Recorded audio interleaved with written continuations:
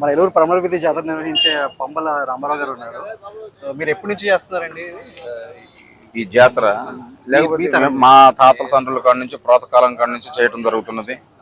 మా తాతలు ఎప్పుడైతే ఈ అమ్మవారు జాతరలు అని చెప్పేసి కబలికట్లు అలాంటివి రాసి ఉన్నాయి, అవి చూసుకొని మా నాన్న వాళ్ళు అమ్మంటే మా తాత వాళ్ళు అమ్మంటే మా తాతలను బట్టి మా నాన్న వాళ్ళు వచ్చారు, మా నాన్నలను బట్టి మేము నేర్చుకోవటం జరుగుతున్నది.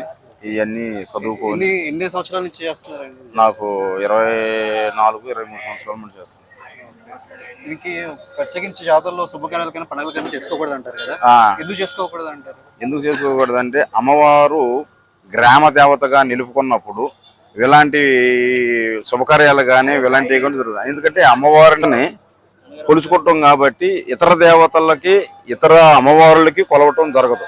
ఎందుకంటే ఈ వేలూరు ఈ 3 నెలలు కూడా అమ్మవారిని రాకపోకల్లో రావటం పోవటం, ఊరు తిరగటం, ఇల్లు అమ్మడి తిరగటం, బజార్లు అమ్మడి తిరగటం, ప్రతి ఒక్కరికి కూడా ఇలా ఉండటం కోసం అని చెప్పేసి ఎలాంటి శుభకార్యాలు చేసుకోరు. లాస్ట్ టైం ఫైనల్ కొరలబండి అయిపోయిన తర్వాత ఎవరన్నా శుభకార్యాలు చేసుకున్నారు కానీ, ఫంక్షన్లు చేసుకున్నారు కానీ, ఎలాంటి దీపాలు పెట్టుకున్నారు కానీ కొరలబండిలో మీరే కూర్చుంటారు కదా? నేనే కూర్చుంటాను.